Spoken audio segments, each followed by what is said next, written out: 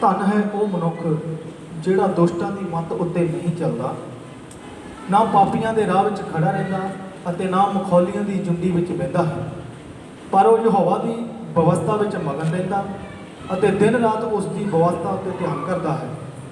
ਉਹ ਤਾਂ ਉਸ ਬਿਰਛ ਵਰਗਾ ਹੋਵੇਗਾ ਜੋ ਪਾਣੀ ਦੀਆਂ ਨਦੀਆਂ ਉੱਤੇ ਲਾਇਆ ਹੋਇਆ ਹੈ, ਜਿਹੜਾ ਰੁੱਤ ਸਿਰ ਆਪਣਾ ਫਲ ਦਿੰਦਾ ਹੈ, ਜਿਹਦੇ ਪੱਤੇ ਨਹੀਂ ਕੁੰਮਲਾਉਂਦੇ ਅਤੇ ਜੋ ਕੁਝ ਉਹ ਕਰੇ ਸੋ ਸਫਲ ਹੁੰਦਾ ਹੈ। आमीन। ये प्रभु का वचन है, ये पढ़े जाते बरकत हो। हालेलुया। हुण इह प्रभु सानूं तीन गल्लां दसदा है। पहली है कि सानूं ये स्पष्ट कीता है कि सानूं दुष्टां दी मत उत्ते, दुष्टां दी सोच उत्ते, दुष्टां दे राह ते नहीं चलना।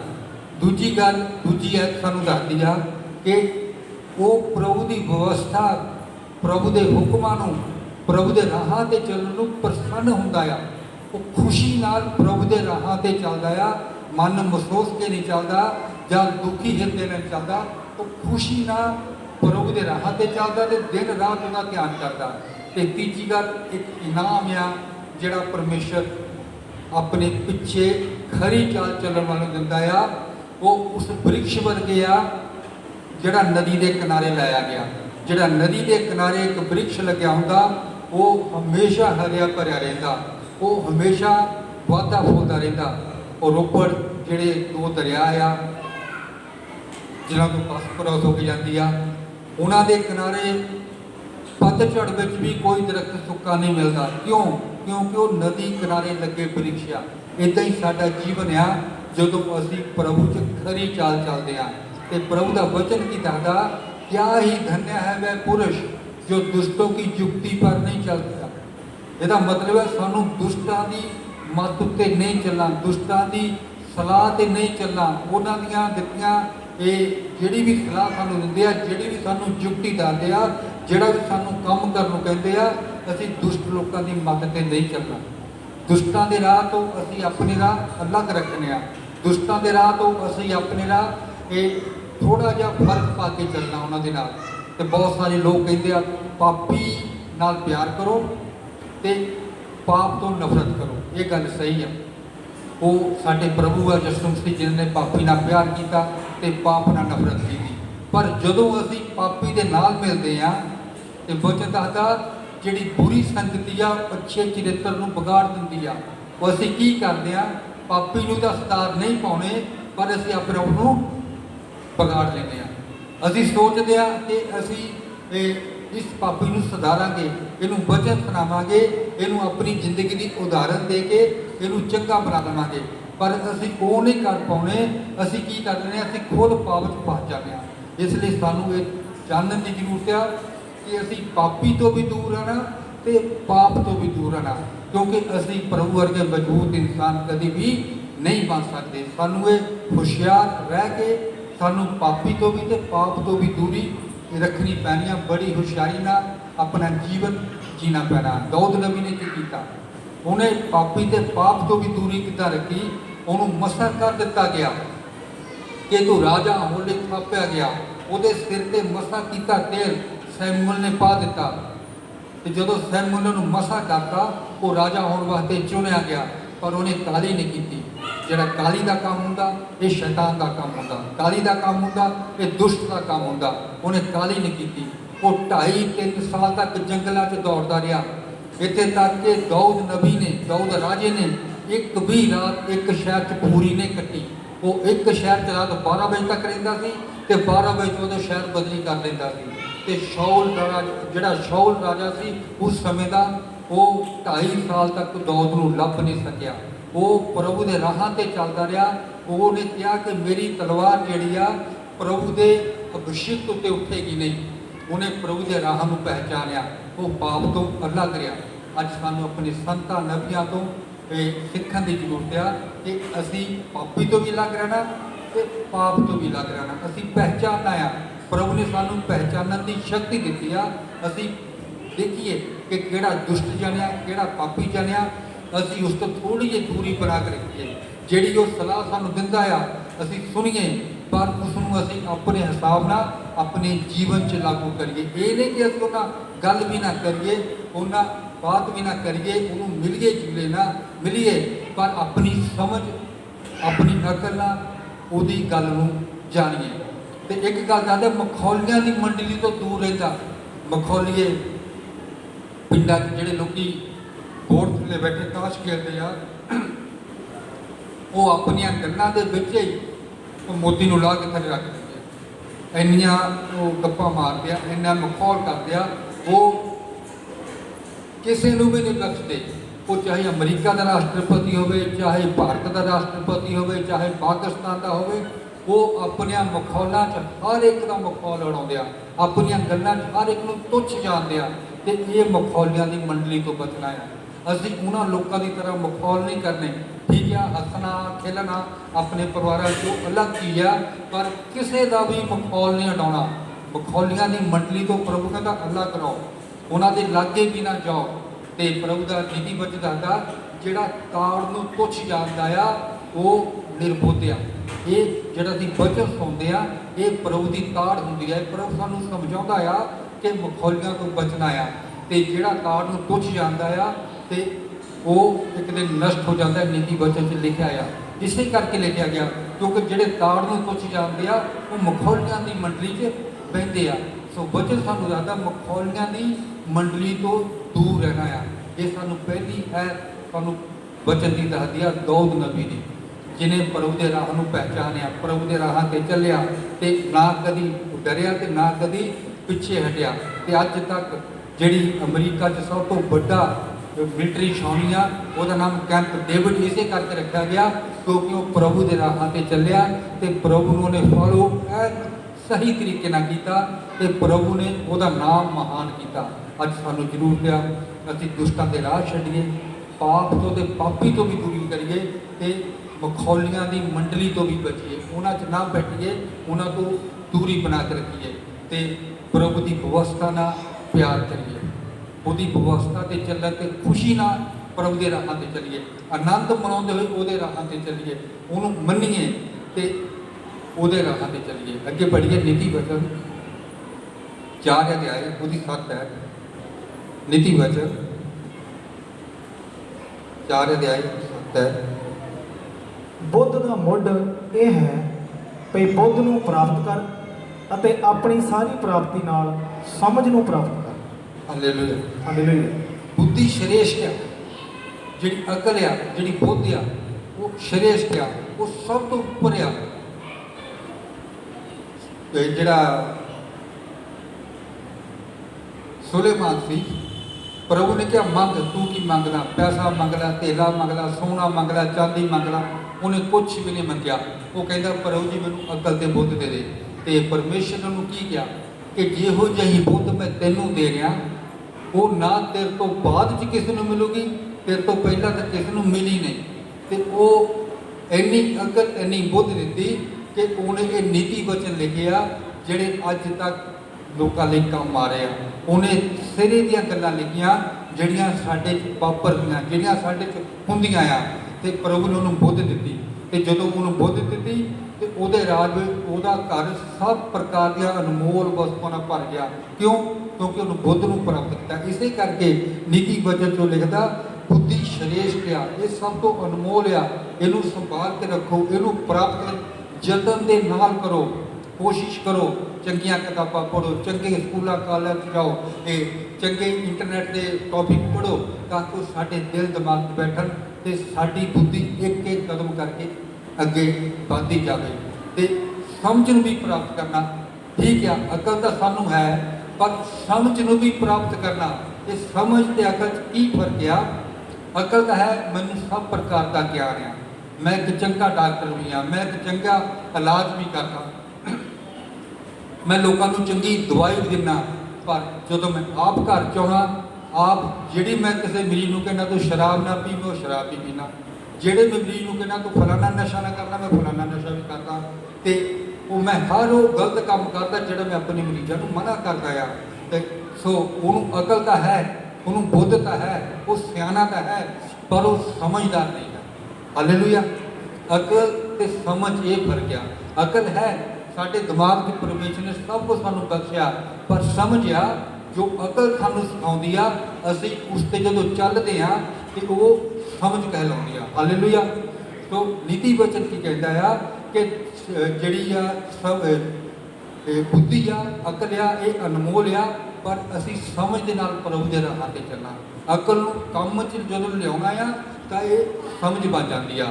ਸੋ ਜ਼ਰੂਰੀ ਆ ਕਿ ਅਸੀਂ ਬੁੱਧੀ ਪ੍ਰਾਪਤ ਕਰਨ ਲਈ, ਅਕਲ ਪ੍ਰਾਪਤ ਕਰਨ ਲਈ ਕੋਸ਼ਿਸ਼ ਵੀ ਕਰੀਏ ਤੇ ਅਨਮੋਲ ਚੀਜ਼ ਇਹਨੂੰ ਪ੍ਰਾਪਤ ਕਰੀਏ, ਸਮਾਂ ਦਈਏ, ਬਾਈਬਲ ਪੜ੍ਹੀਏ, ਚੰਗਾ ਇਤਿਹਾਸ ਪੜ੍ਹੀਏ, ਚੰਗੀਆਂ ਕਿਤਾਬਾਂ ਪੜ੍ਹੀਏ ਤੇ ਹਰ ਦਿਨ ਪ੍ਰਭੂ ਦੇ ਵਚਨ ਨੂੰ ਪੜ੍ਹੀਏ, ਸੁਣੀਏ, ਵਿਚਾਰੀਏ ਤੇ ਪ੍ਰਭੂ ਆਪਣੀ ਅਕਲ ਨਾਲ ਸਾਨੂੰ ਭਰਪੂਰ ਕਰਦਾ। ਤੇ ਜਦੋਂ ਅਕਲ ਨਾਲ ਭਰਪੂਰ ਕਰਦਾ ਤੇ ਅਸੀਂ ਉਹ ਅਕਲ ਨੂੰ ਆਪਣੇ ਜੀਵਨ 'ਚ ਵਰਤਦੇ ਹਾਂ ਤੇ ਉਹ ਸਮਝਦਾਰ ਨਾਲ ਜੀਵਨ ਬਤੀਤ ਕਰਨਾ। ਹਾਲੇਲੂਇਆ।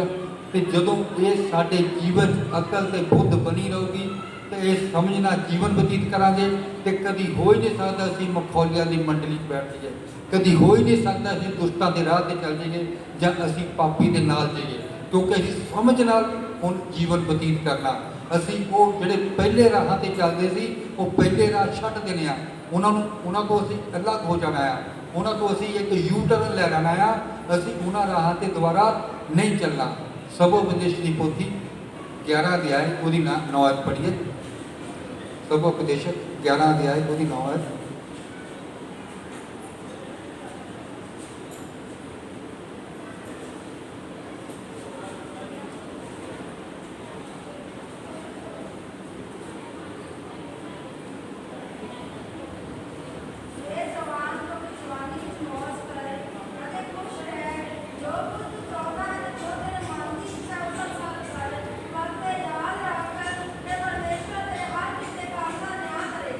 ਹਾਲੇਲੂਇਆ।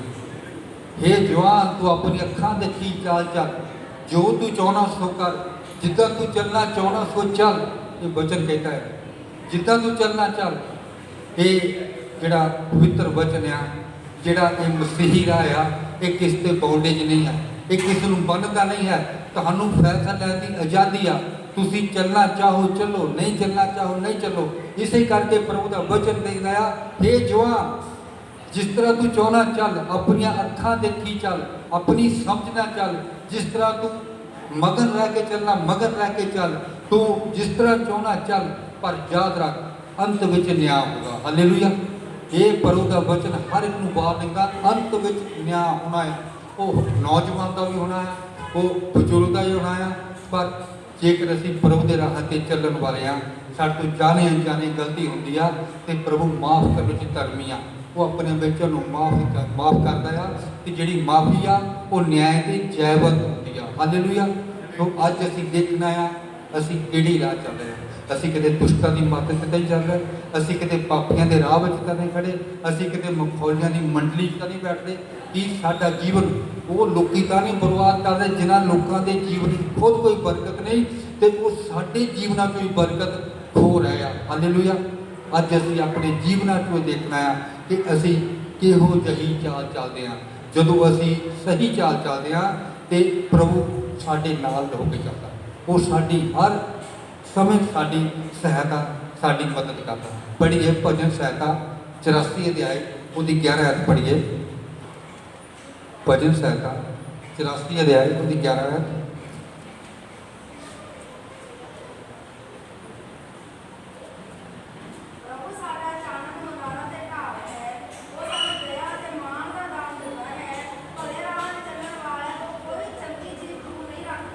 हालेलुया।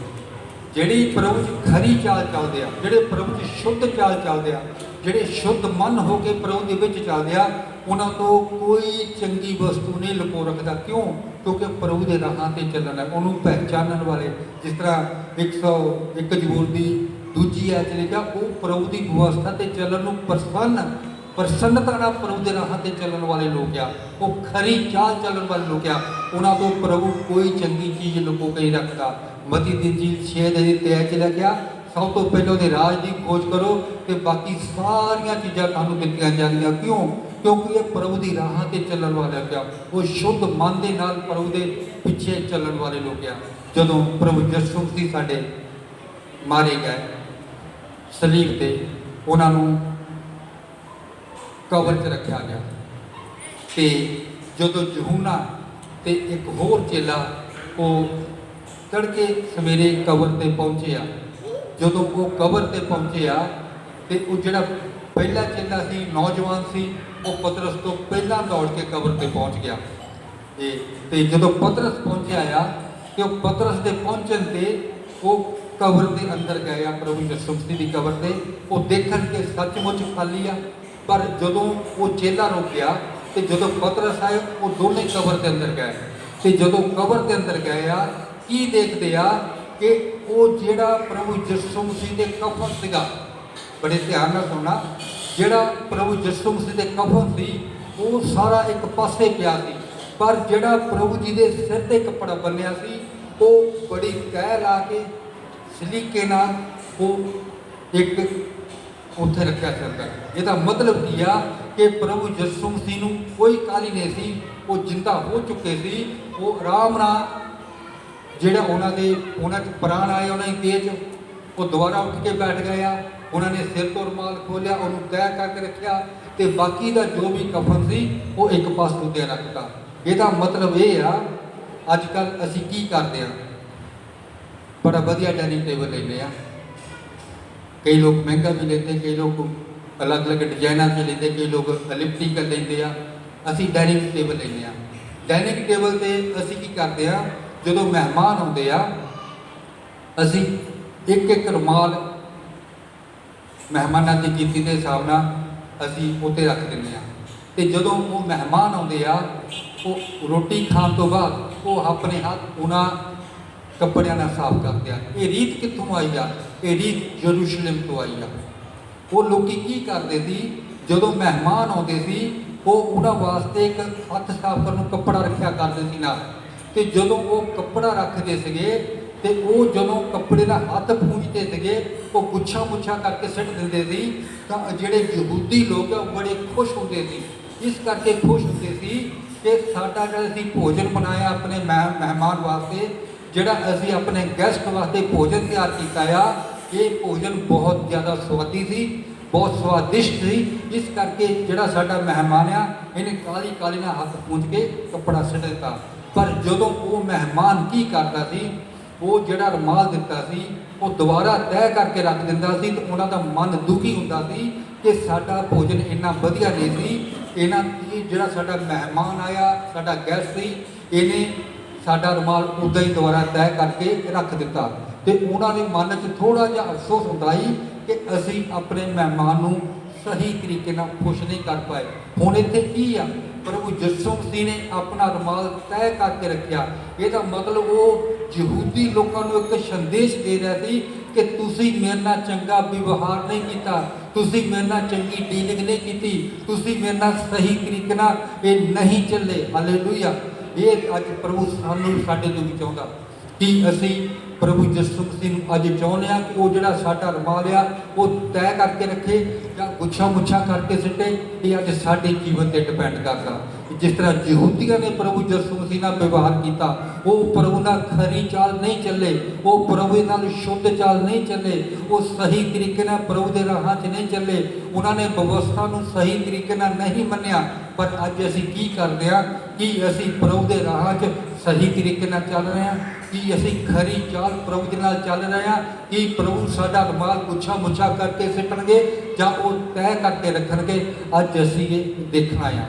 ਜੇਕਰ ਪ੍ਰਭੂ ਸਾਡਾ ਰੁਮਾਲ ਗੁੱਛਾ ਮੁੱਛਾ ਕਰਕੇ ਸਿੱਟ ਦਿਆ, ਇਹਦਾ ਮਤਲਬ ਅਸੀਂ ਪ੍ਰਭੂ ਦੇ ਰਾਹ 'ਚ ਖਰੀ ਚਾਲ ਚੱਲ ਰਹੇ ਹਾਂ, ਅਸੀਂ ਪ੍ਰਭੂ ਦੇ ਨਾਲ ਠੀਕ ਵਿਵਹਾਰ ਕਰ ਰਹੇ ਹਾਂ, ਅਸੀਂ ਠੀਕ ਤਰੀਕੇ ਨਾਲ ਪ੍ਰਭੂ ਦੇ ਵਚਨਾਂ ਨੂੰ ਮੰਨ ਰਹੇ ਹਾਂ, ਅਸੀਂ ਠੀਕ ਤਰੀਕੇ ਨਾਲ ਪ੍ਰਭੂ ਦੇ ਰਾਹਾਂ 'ਤੇ ਚੱਲ ਰਹੇ ਹਾਂ। ਪਰ ਜੇ ਪ੍ਰਭੂ ਸਾਡਾ ਰੁਮਾਲ ਤੈਅ ਕਰਕੇ ਰੱਖ ਰਿਹਾ ਤੇ ਇਹਦਾ ਮਤਲਬ ਸਾਡੇ 'ਚ ਅੱਜ ਕਮੀ ਆ ਤੇ ਅਸੀਂ ਉਸ ਕਮੀ ਨੂੰ ਆਪਣੇ ਜੀਵਨ 'ਚ ਦੂਰ ਕਰਨਾ ਬਹੁਤ ਜ਼ਰੂਰੀ ਆ। ਆਪਣੇ ਆਪ ਨੂੰ ਜਾਂਚਣਾ ਪਰਖਣਾ ਬਹੁਤ ਜ਼ਰੂਰੀ ਆ। ਦਾਊਦ ਨਬੀ ਕਹਿੰਦਾ, ਹੇ ਪ੍ਰਭੂ ਮੈਨੂੰ ਜਾਂਚ ਤੇ ਪਰਖ ਕਿ ਮੇਰੇ ਮਨ 'ਚ ਕੋਈ ਬੁਰੀ ਗੱਲ ਤਾਂ ਨਹੀਂ।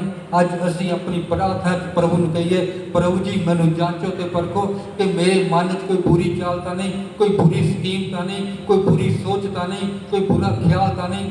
ਜਦੋਂ ਅਸੀਂ ਪ੍ਰਭੂ ਨੂੰ ਕਹਾਂਗੇ ਤੇ ਪ੍ਰਭੂ ਸਾਡੇ ਤੇ ਦੱਸਣਗੇ ਕਿ ਹਾਂ ਤੁਹਾਡੇ ਮਨ 'ਚ ਚੰਗਾ ਆ ਜਾਂ ਸ਼ੁੱਧ ਆ ਜਾਂ ਮਾੜਾ ਆ, ਕਿਉਂਕਿ ਅਸੀਂ ਆਪਣੀ ਜਾਂਚ 'ਚ ਬੜੇ ਚੰਗੇ ਠਹਿਰਦੇ ਹਾਂ।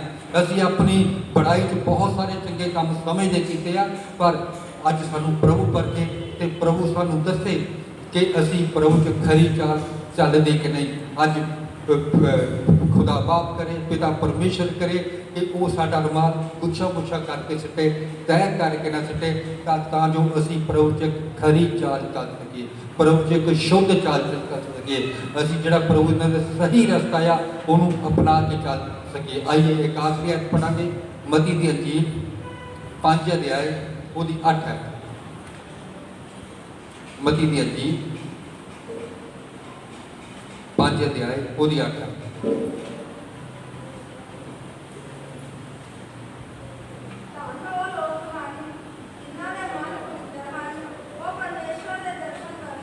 हालेलुया।